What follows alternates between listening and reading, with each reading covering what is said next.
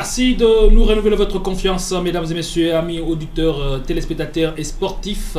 Bienvenue à votre club de sportifs qui va revenir sur l'actualité des dernières minutes en République du Congo. Tout le décor est planté, voulais-je dire, avec les têtes pensantes qui vont une fois de plus réfléchir quant à l'avenir des sports ou encore de sport en général en République démocratique du Congo. Pour aujourd'hui, deux sujets ont retenu l'attention de l'ensemble de la rédaction. On parlera de 9e jeu de la francophonie dont le préparatif vont bon train, et ce sera une question qui sera répondue: est-ce la vraie est vrai, parce que le dernier message porté par le porte-parole du gouvernement et le directeur national de ce 9e jeu de la francophonie, Isidore Kwanja, c'est-à-dire les signaux sont plutôt prometteurs. On parlera aussi, on va s'intéresser à des stars, encore à des léopards qui évoluent avec leurs clubs respectifs. Il s'agit des deux Congolais qui sont en finale des interclubs de la CAF. Il s'agit bien entendu de Fiston Mayele et tous les autres Congolais qui jouent avec Young Africans et notre Congolais avec Wydad de Casablanca. On y reviendra avec force et détail. Je leur ai plaisir de recevoir sur ce plateau un nouveau visage qui fait son entrée dans la cour de grande dans le club. Jonathan Makila, merci d'avoir répondu à notre invitation. Bonjour à vous, Gédéon, bonjour à mon co-débatteur et bonjour également aux auditeurs et internautes qui nous suivent en ce net moment. Merci beaucoup, analyste maison. Nous avons notre consultant de tout le jour. Lui, c'est l'habitué du club, le parrain. Vraiment, c'est un grand plaisir d'être là avec vous en cette journée, surtout en ce début de semaine. L'actualité est quand même abondante, mais quand même nous sommes là pour pouvoir échanger. Merci à Jonathan qui nous a rejoint. Je crois que c'est une première mais pas une dernière. Nous sommes en début de semaine. Vous vous êtes justement débarrassé de vos multiples activités pour justement venir répondre à l'invitation du club. Donc c'est un privilège. Oui, c'est un privilège pour nous, mais c'est aussi une obligation. Nous avons le devoir de pouvoir échanger avec les internautes et les téléspectateurs qui vont nous suivre partout dans le monde. Et c'est comme ça que nous nous sommes dit, on ne veut pas déroger à cette règle-là quand même, malgré nos multiples occupations. On se demande et on arrive et nous sommes là. Parlons-en. 9e jeu de la francophonie, c'est dans quelques semaines. Kinshasa sera la capitale mondiale de la francophonie ou encore même de la culture. Justement, nous sommes sur une bonne lancée. Une bonne lancée, je ne dirais pas du tout, parce que pour les jeux qui ont été reportés à plus d'une fois, ces jeux auraient dû avoir lieu en 2021. Ils ont été reportés en 2022, reportés, et nous voici en 2023, où les infrastructures n'ont pas encore été livrées à l'État ou aux organisateurs. Parce qu'on a vu le grand chantier sur le stade de Martyr et le stade Tata Raphaël, tout comme sur le stade de Martyr, même si on nous dit que bientôt les travaux seront fin prêts, mais il y a quand même quelques petits soucis.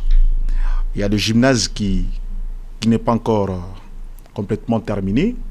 Il y a même la salle où va se dérouler les jeux de le volleyball et les autres, le basketball qui demandent également qu'on mette du temps qu'on n'a pas encore mis. Le stadium n'est pas encore complètement libéré. Donc il y a encore beaucoup de travaux qui se font.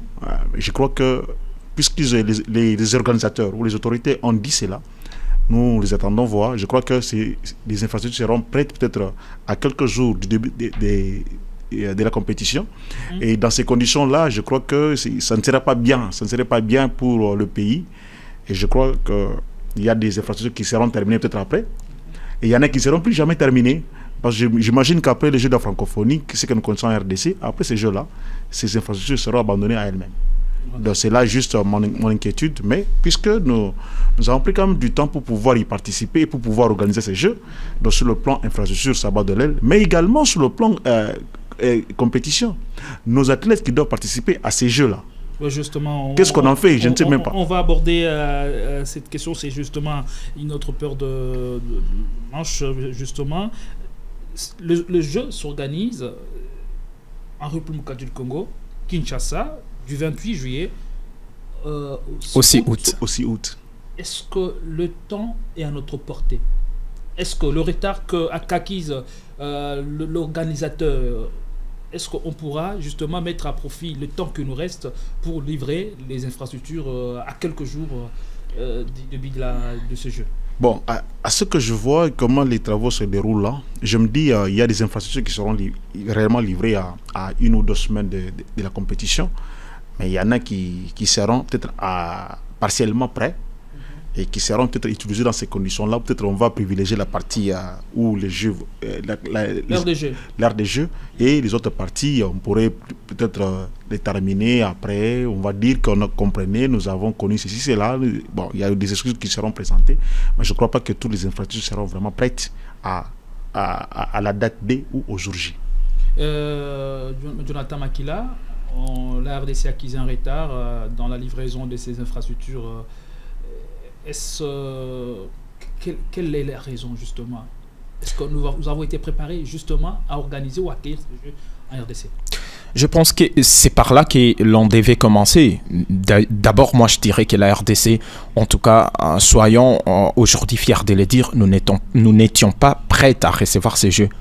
Pourquoi? Parce que déjà les conditions n'étaient pas réunies juste au début.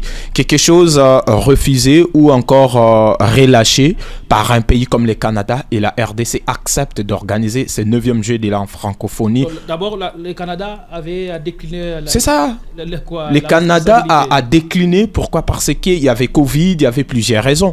Et la RDC s'est dit prête à recevoir cela. Mais aujourd'hui, on part comme ça, des reports en report. Mais il faut se poser la question. Aujourd'hui, le gouvernement nous parle comme ça, nous avance, nous balance les chiffres. Nous sommes à 70 ou à 90% justement de la fin des travaux. Mais il faut se poser des questions. Il faut se poser des questions parce que si on regarde comme ça, le 16 mai dernier, le Premier ministre a effectué une visite d'inspection. Mais si on regarde comme ça, les images parlent d'elles-mêmes. Il y a même certaines indiscrétions qui disent que les jeux pourront être localisés. Pourquoi? Parce que la RDC n'arrive pas à tenir, à respecter les délais. Donc les assurances du porte-parole du gouvernement, Patrick Mouyaya, et le directeur national de ce 9e jeu de la francophonie, Isidore Kwanja, ces assurances, leurs propos ne rassurent pas. C'est une façon de communiquer. Mais en termes justement en termes des travaux sur terrain ou en termes de la réalité des choses, ils savent très bien qu'aujourd'hui ça sera pratiquement impossible. Mais ils essaient de se montrer plutôt optimistes. C'est ce que je dis. On garde cet espoir, on garde quand même ce souffle en disant que on est prêt ou on pourrait les faire justement. Mais il ne faut pas oublier que le 28 juillet, c'est dans quelques mois, dans quelques semaines, allais-je dire. C'est dans quelques semaines. Mais pratiquement 2 mois. Oui.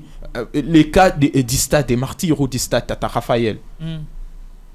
Mais est-ce que ces travaux-là pourront être fin prêts avant le 28 juillet? Moi, je dirais non. Les stadiums, vous avez évoqué cela tout à l'heure, les stadiums des Martyrs, justement, c'est pas encore prêt.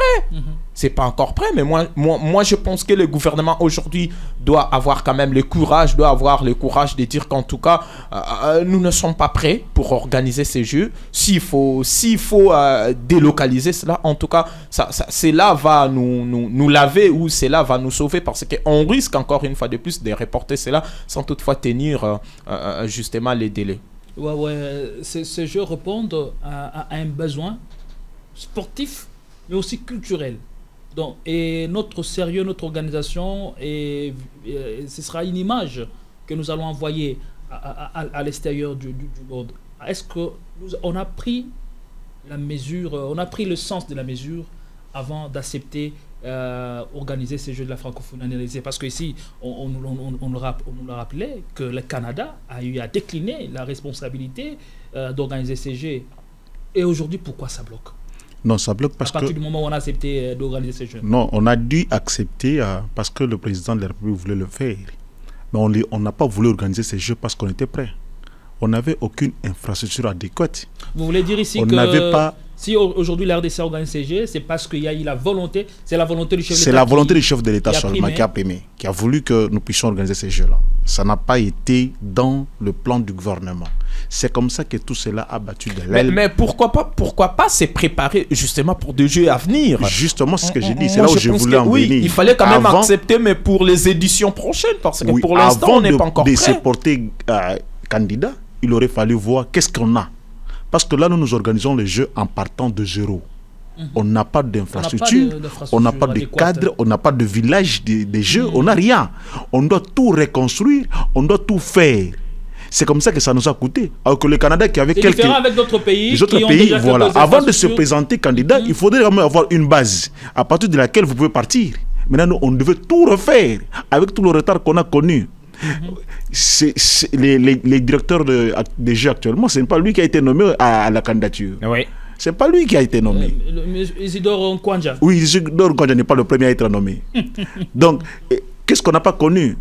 Même les villages des Jeux, ça connaît un problème. Les arrêts des travaux, il n'y avait pas de financement, il n'y avait pas de ceci, il n'y avait pas de cela. Tout cela, ça a créé un grand retard sur l'organisation des Jeux. La francophonie a été quand même clémente avec nous. Quand nous avons demandé le premier rapport et le second, elle a été clémente avec nous. Ça va vous accorder ce que vous demandez pourvu que vous puissiez les organiser. C'est pour dire qu'à l'OIF, il n'y avait pas de candidats probables qui puissent prendre le bâton de ces Jeux-là. C'est comme ça qu'on a donné à la RDC tout le temps qu'elle voulait pour pouvoir organiser. Mais malheureusement pour nous, on n'a pas pu travailler comme il se doit. En mode d'urgence, que vous voulez organiser les Jeux en mode d'urgence, il faudrait mettre beaucoup de moyens, engager le personnel adéquat et compétent pour pouvoir le faire comme vous le voulez. Mais là, nous avons voulu travailler en mode d'urgence, mais avec des financements ou des moyens qui ont été réduits. Et après, on va dire que c'est la guerre, c'est le Covid, mais ce n'est pas ça la raison. Le problème, c'est l'organisation. Avant d'organiser ces Jeux, il fallait avoir un dossier. Quel était le dossier de la RDC pour pouvoir se porter candidat à l'organisation de ces Jeux? Je ne crois pas que le dossier a été complet, parce que je me dis, si l'OIF connaissait les dossiers de la RDC, ne veut pas accorder l'organisation déjà à la RDC. Vous avez dit qu'ici, si la RDC est parvenue à organiser ou encore à accepter la lourde responsabilité d'organiser ces Jeux, c'est justement la seule volonté du chef de l'État qui a primé. Alors, quels sont les enjeux autour de ces Jeux, de ces 9e Jeux de la francophonie? Est-ce des enjeux sont beaucoup plus culturels, sportifs ou diplomatique, parce qu'avec la diplomatie, ce sera une opportunité pour que la RDC soit vue au monde avec d'un autre regard. Évidemment, c'est le dernier aspect que moi je voudrais dire. C'est plus diplomatique et politique. C'est pour plus la visibilité de la RDC, plus la visibilité. C'est même pas culturel, c'est même pas sportif. Donc ça vient après. Parce que si on avait mis les sportifs avant, on n'allait pas beaucoup parler sur ces Jeux si on n'avait pas d'infrastructure. Si on n'avait pas mis en place des infrastructures adéquates qui pouvaient accueillir ces Jeux. Si on n'avait pas mis des cadres qu'il fallait. Si on n'a pas...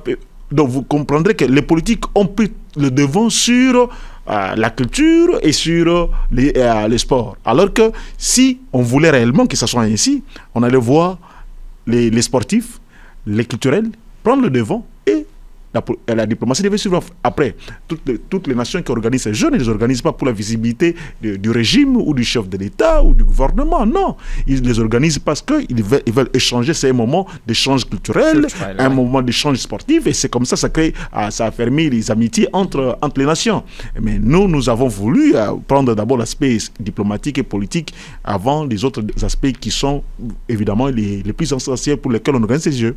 Jonathan Makila, qu'attendre de Jeux dans lequel la politique a une mainmise, a plus de visibilité que le culturel et les sportifs? C'est ça la RDC. On veut à tout prix tout politiser. C'est ça.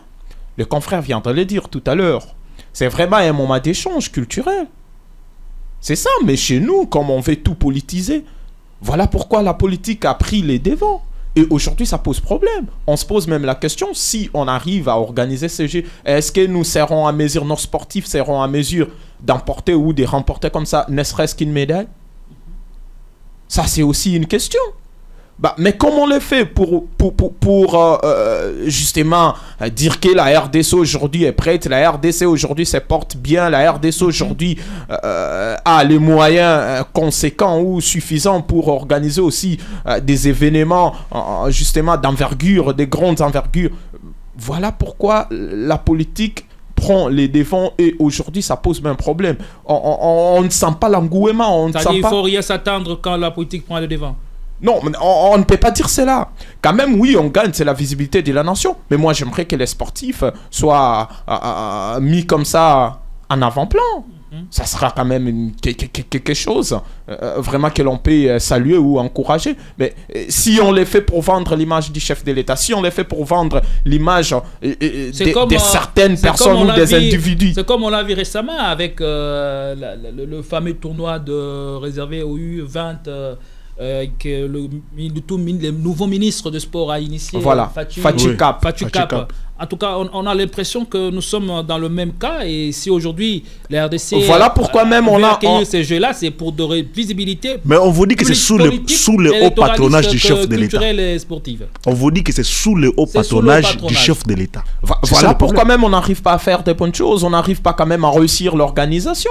En principe, on devait poser la question à des pays qui ont déjà organisé ces jeux. Ça se passe comment? Ça se déroule comment? Pour avoir une certaine expérience, une sorte d'expérience. Allais-je dire. Ça dit l'essentiel, c'est pas de montrer au monde ou prouver au monde que voilà, nous avons organisé, mais l'essentiel, c'est bien organisé. C'est ça, mais en fait, c'est quelque chose qui doit nous permettre comme ça de vendre comme ça nos différentes cultures, nos différentes langues. C'est une sorte de visibilité pour nos sportifs, pour nos footballeurs, pour nos boxeurs, nos basketteurs et autres. On ne doit pas faire ça pour plaire au chef de l'État. On ne doit pas faire ça pour dire que Sama Lukonde et son gouvernement ont organisé ce jeu de la francophonie. Non, c'est quelque chose là qui doit intéresser comme ça tout Congolais. Pourquoi? Parce que c'est l'image de la nation qui est justement mise en exergue.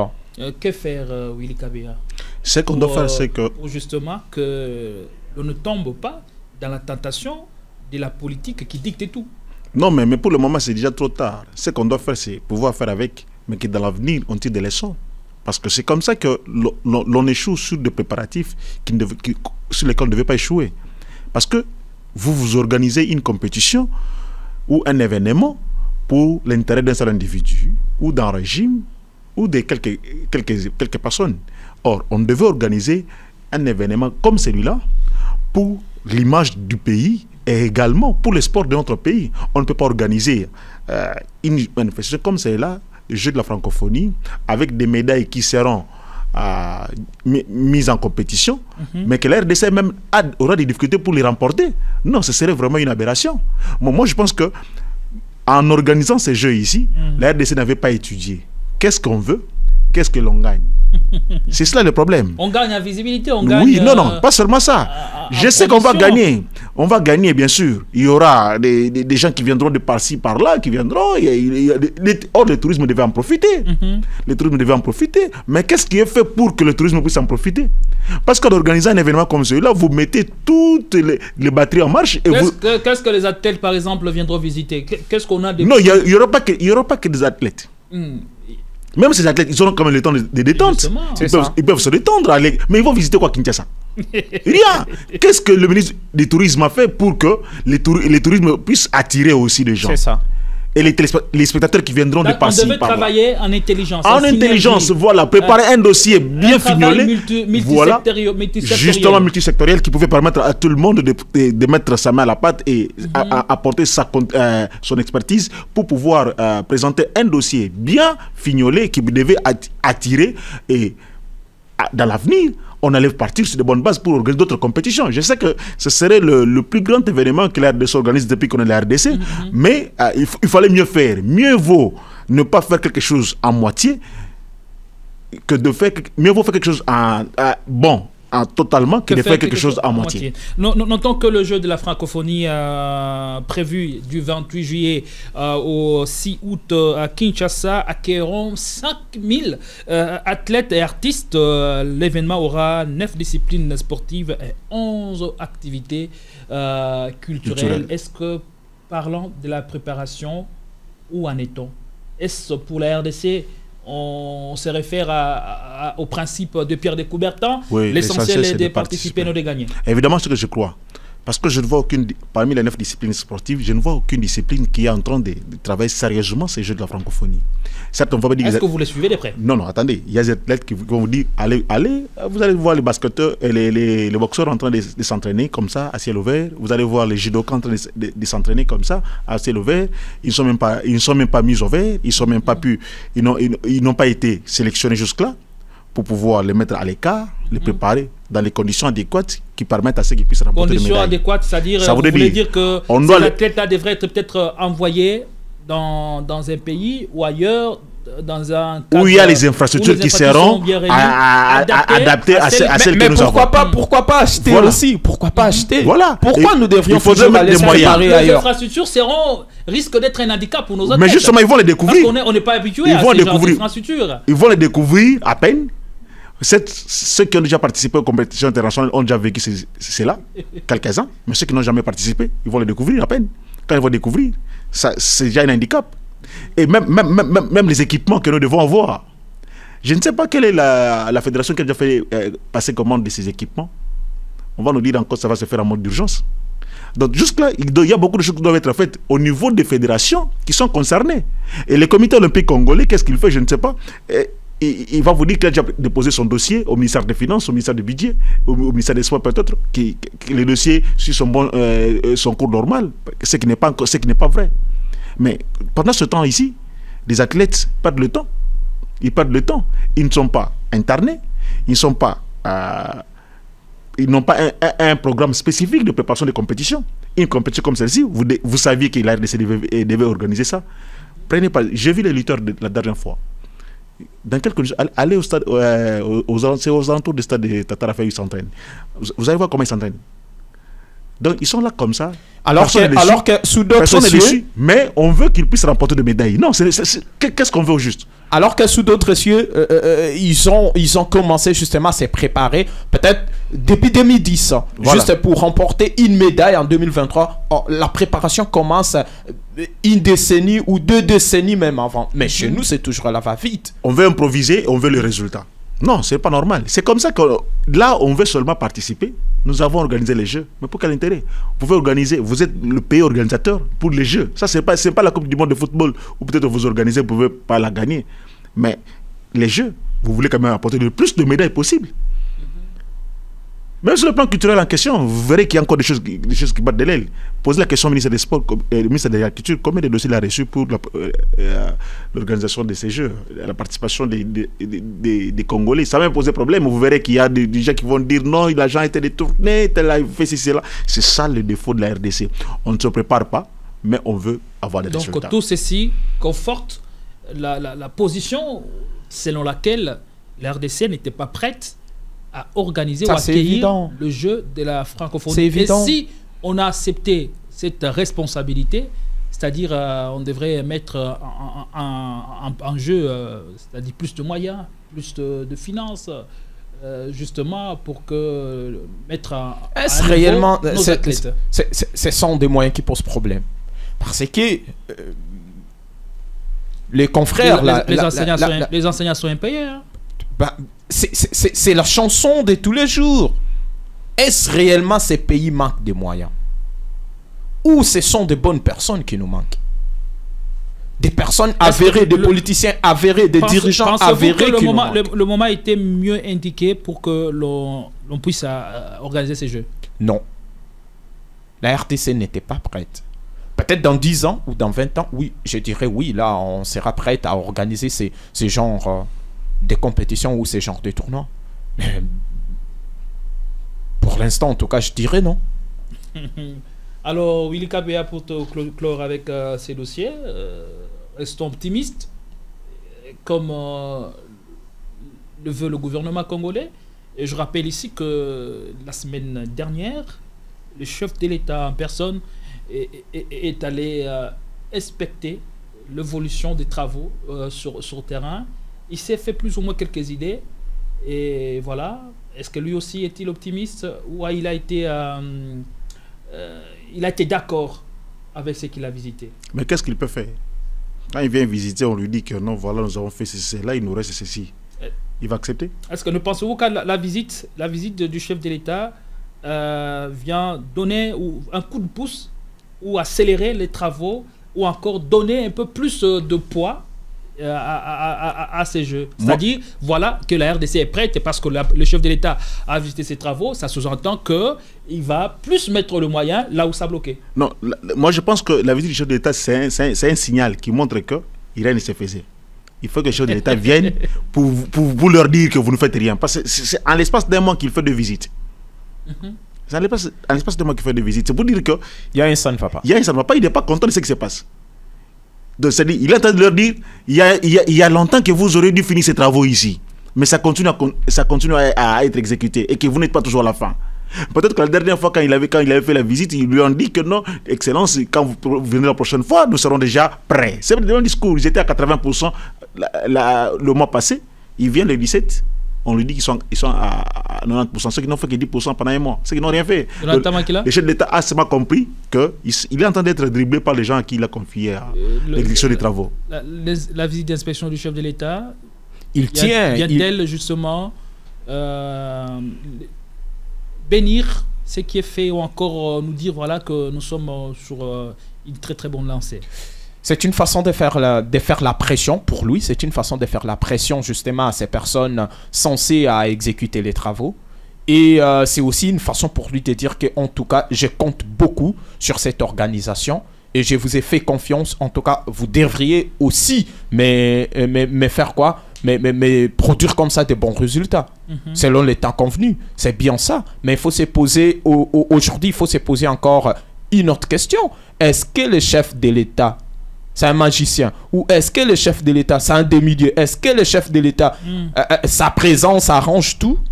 Ou sa présence répond à tous les problèmes, à toutes les questions? Mais est-ce qu'il faut que tous les travaux se fassent, il faut que le chef de l'État arrive? C'est ça. Non.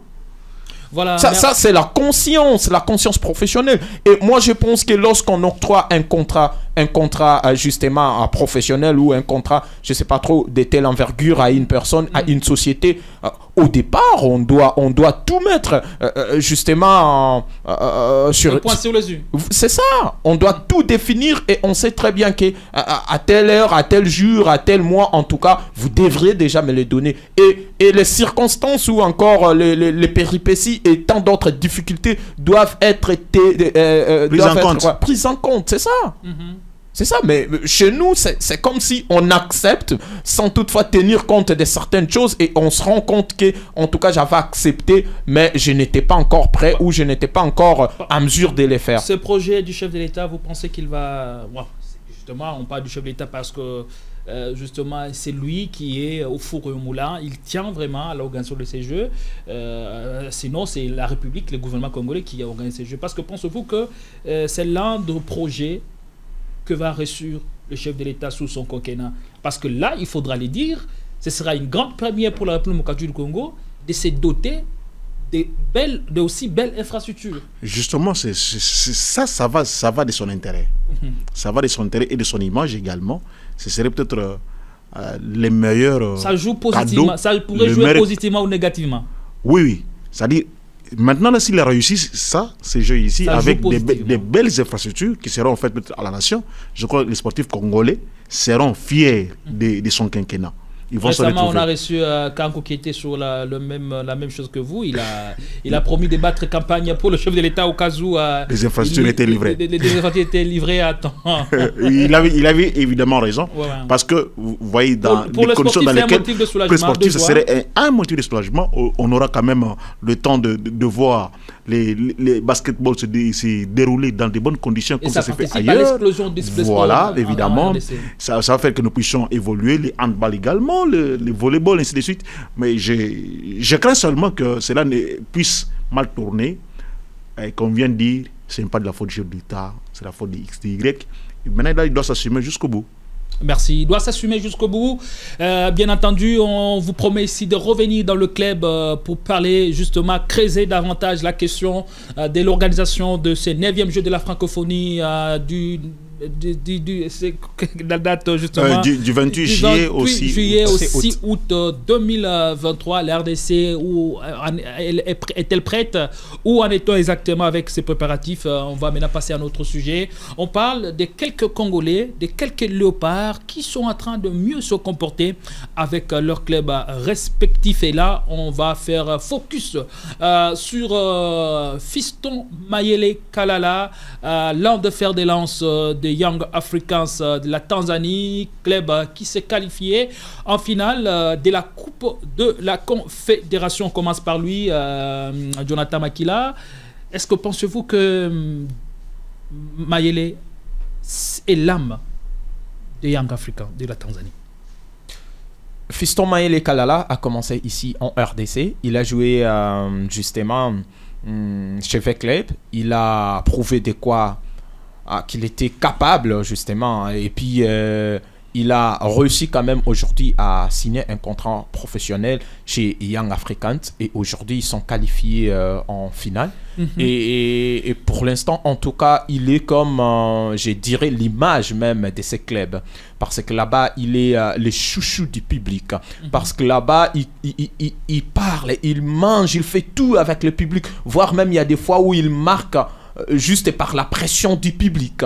Il y a même une chanson chez eux là-bas. Donc, on frappe comme ça signifie que c'est le temps de marquer. Quand il fait comme ça signifie que c'est le temps de marquer. Et donc, le public porte Mayele et Mayele porte le club. C'est bien ça.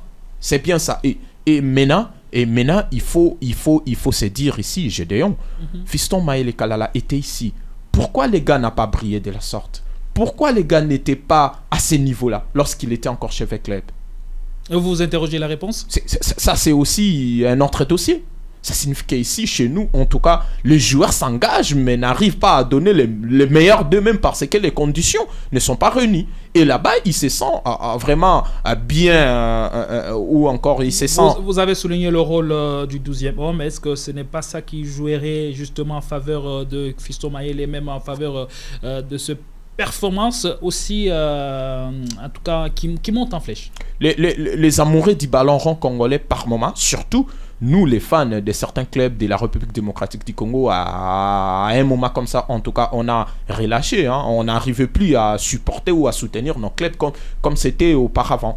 Pourquoi? Parce que on a remarqué que le niveau du jeu avait pris comme ça une sorte une autre direction, c'est-à-dire le jeu n'était plus à ce niveau où on a connu le football congolais. Le spectacle n'était plus au rendez-vous. C'est ça.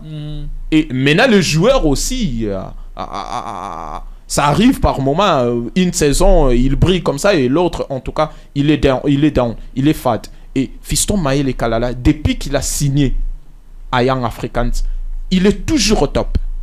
Il est toujours, aujourd'hui, il est comme Chancel Mbemba.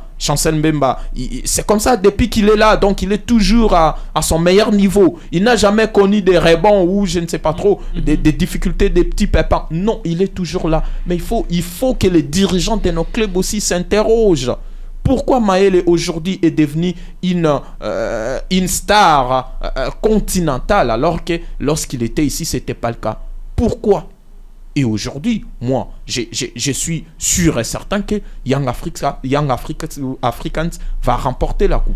Oui. Pourquoi? Parce qu'il y a un Congolais qui brille. Pourquoi? Parce qu'il y a un mec qui se donne à fond pour le bon résultat de son club. Young African justement a su mettre à profit les talents de ce joueur, lui qui n'était pas en tout cas vu de la même manière avec l'association sportive Victoria Club de Kinshasa, mais qui est parti loin de la capitale congolaise pour aller se professionnaliser dans un autre club, le club tanzanien de Young Africans. On parle de ce joueur dont les performances sont assez stratosphériques, mais il n'est pas le seul dans ces clubs. Il y a d'autres Congolais qui jouent avec lui. Il y a Yannick Bangala, il y a Jessie Mouloko Dikapel. Ils sont nombreux. Mais intéressons-nous à d'autres Congolais. C'est vrai, on va revenir sur Mayele. Il n'est pas le seul à briller ou à être dans le contexte comme souligné par Jonathan Makila. On a Arsène Zola qui va jouer aussi une finale avec Wydad de Casablanca. Il y a Claudie Dilepo. il y a l'ancien joueur du TP Mazembe, Otons Jean Baleke. Et pourquoi ce joueur... Qui a échoué en demi-finale avec Simba FC. Justement. Mais pourquoi ce joueur brille ailleurs que dans leur propre pays, avec leur club d'origine? Non, moi je pense que je l'entends avec un problème d'organisation. Il y a un problème d'organisation, il y a un problème de compétitivité. Je l'ai toujours dit ici, en RDC, il y a un championnat qui n'est pas du tout compétitif. Il y a deux facilités. Est-ce que c'est il n'y a plus d'intérêt. Il a dit tout à l'heure. Ce n'est pas le championnat qui est plutôt relevé par rapport à d'autres championnats. Mais on nous a toujours présenté les championnats congolais comme étant au-dessus du championnat tanzanien. Ce n'est pas maintenant qu'on va nous contredire. Le championnat congolais on nous a toujours dit que les championnats congolais est parmi les 5 meilleurs championnats africains. Et alors que le championnat tanzanien n'est pas parmi les 5. Donc ce n'est pas ce que justifierait aussi ces performances de ce joueur. Non. Mais comment un joueur qui était en RDC, qui n'a pas pu éclore avec le club, qui n'a pas été meilleur buteur d'une compétition africaine avec le club, que ce soit Yanni Bangala, que ce soit Jésus Mouloko du Capel, ils ont certes joué la finale de la Ligue des Champions avec le club en 2014. Mais qu'est-ce qui se passe? Le problème, c'est l'organisation, l'intérêt. Il faudrait que le joueur se mette dans des conditions qui lui permettent de pouvoir éclore. Tout son talent va connaître une éclosion facile. Et parlant de l'organisation, comment le club tanzanien et d'autres... Voilà, les Tanzaniens ont travaillé dans la durée. Ils ont commencé à séduire les Africains. Les Africains ont commencé à s'intéresser au championnat tanzanien. Autre temps, quand Mazembe Club était au top, on voyait comment les étrangers aimeraient jouer plus dans ces clubs-là. Maintenant, les Tanzaniens ont commencé à tirer. Il y a des moyens qui sont mis. Il y a la compétition qui est trop relevée maintenant, qui est bien disputée. Les matchs se jouent comme il se doit. Il n'y a pas de... Si tu as des reports de matchs, ça crée un désintéressement total. Même les supporters, ils s'attendent à un match le week-end. On leur dit non, à 24 heures du match, le match est reporté pour une date ultérieure. Qu'est-ce que ça crée? Même s'il y avait un bailleur de fonds, il allait dire, mais finalement, c'est quoi ça au juste? Des grands derbies, les classicos congolais ont perdu de leur saveur. Parce qu'on ne sait plus quand est-ce que ça va se jouer, même si c'est à lire dans le calendrier. Alors que ailleurs, en Tanzanie, quand il vous dit qu'il y a les derbies, Young Africa, Simba FC, donc, on ne va pas reporter. On ne va pas reporter. Les joueurs jouent. Ils sont mis dans des conditions où ils n'ont que ça comme travail. Mais ici, chez nous, les joueurs ne sont pas totalement dans ces conditions-là. Donc, aujourd'hui, l'Igikou, le championnat tanzanien et Botola, le championnat du Maroc. Mais évidemment, oui. Donc, représente le nouveau modèle de la réussite du football africain. Justement, il faut travailler.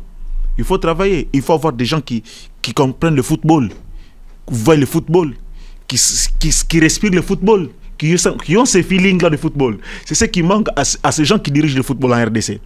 J'imagine qu'avec les prochaines élections à la FECOFA, on n'aura pas des hommes d'affaires à la tête de la fédération, on aura peut-être des gens qui vont comprendre le football. C'est des hommes d'affaires. Oui, c'était des hommes d'affaires, que voulez-vous? Des gens qui voulaient se partager des millions qui revenaient à la FECOFA, se partager des milliers de dollars qui y arrivaient. C'est comme ça que le football était en train de mourir et de se contenter que de leur siège et de leur cagnotte, c'est tout. Alors que on devait travailler dans ce domaine-là. Qu'est-ce qu'on veut de notre football? On veut le faire rayonner ou pas?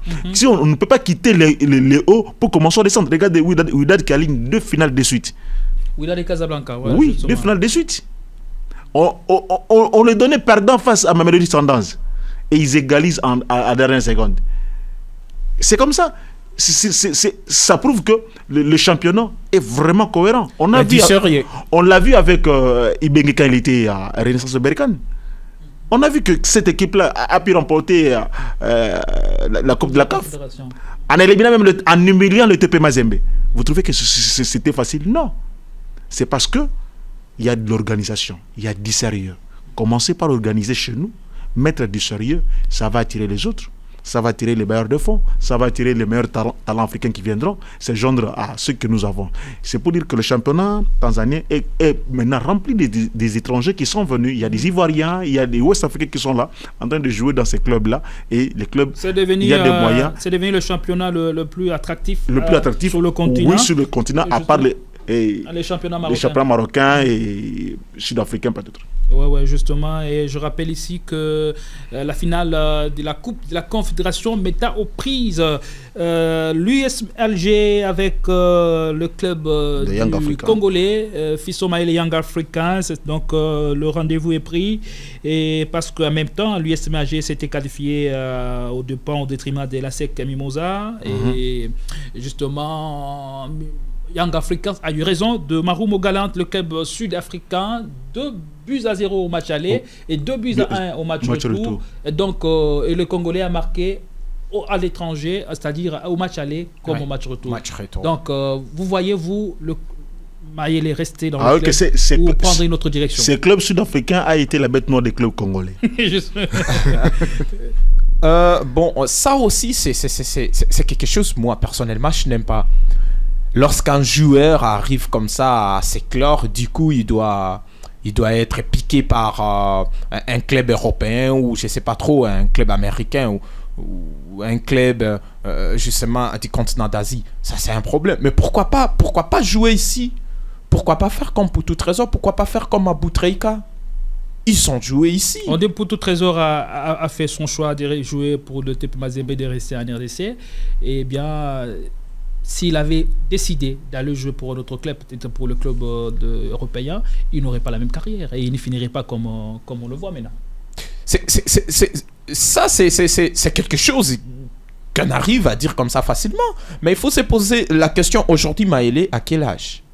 Aujourd'hui, Mayele, à quel âge? Ça aussi, c'est un facteur que l'on doit souligner parce que quitter l'Afrique pour l'Europe ou pour l'Amérique ou l'Asie comme ça, il vous faut encore une saison justement d'apprentissage et puis du coup, vous allez peut-être donner le meilleur de vous lors de la deuxième saison. Mais Mayele, ici déjà, il est mieux positionné, il joue bien, il marque, il est sélectionnable et aujourd'hui, je dirais même, il est le profil même qu'il faut pour remplacer Cédric Bakambu. Oui, donc, un mot sur Arsène Zola qui va jouer la finale de la Ligue des Champions avec Wydad et Casablanca. Très rapidement, on termine par là. Le club marocain de Casablanca va jouer la finale, c'est-à-dire un doublé. C'est un soldat. Lui c'est un soldat. Ils sont en lice pour un doublé. Ils sont en lice pour un doublé. Ouais, lui c'est un soldat. Depuis Mazembe, il a prouvé de quoi il était capable et aujourd'hui il se retrouve encore en finale. Deuxième fois d'affilée. En tout cas, je pense qu'il mérite aussi de remporter cela en tant que Congolais. Je dirais que Arsène Zola et son club, en tout cas, il mérite cela. Un autre Congolais qui brille, Arsène Zola, eh bien, vous le voyez aller loin et remporter même cette finale face à Al-Ahly. Remporter, c'est un souhait, mais ce n'est pas une facilité par rapport à l'équipe de Al-Ahly qui a repris vraiment son ascension sur le club africain. On avait mal commencé la compétition, mais après l'équipe se ressaisit et est en train de marcher sur tout le monde. Elle a pu marcher sur les sponsors de Tunis à l'aller comme au retour. Donc c'est pour dire que, alors que Wydad ça a été quand même poussif, mais il faut dire qu'Arsène Zola actuellement c'est le patron de la défense wydadite. Donc je crois que on peut que lui souhaiter bonne chance. Peut-être qu'il pourra remporter la Ligue des Champions avec ce club et ce serait quand même une bonne chose pour quelqu'un qui est parti dans des conditions, on connaît, déplorables, avec un conflit avec le TP Mazembe, mais qui a pu maintenant oublier ce passé-là avec le TP et puis s'imposer au sein de l'équipe de Wydad. Vraiment, ce serait une bonne chose pour lui. Bonne chance aussi à vous, Ili Kabea. Merci d'être venu. Merci beaucoup. Bonne chance pour toute la semaine à Jonathan Makila. Merci. Eh bien, il n'a pas connu les baptêmes de feu. Il s'en est très bien tiré. Justement, merci à vous, auditeurs sportifs. C'est numéro Club Sportif Rafin par ici. Eh bien, vous avez vu beaucoup de talents Khmer à RDC. Eh bien, si ce club marocain, tanzanien n'avait pas jeté leur dévolu sur Arsène Zola Mayele, je ne sais pas aujourd'hui, je ne sais pas si on se mettrait encore à parler de ce talent qui sont en train de rendre tout fier, toute une nation. Merci à vous de nous révéler votre confiance. Je vous retrouve beaucoup plus prochainement avec la dose des plaisirs. Entre-temps, l'actualité reste en continu sur www.iwebrdc.com. À tout à l'heure, mesdames. À tout à l'heure, messieurs.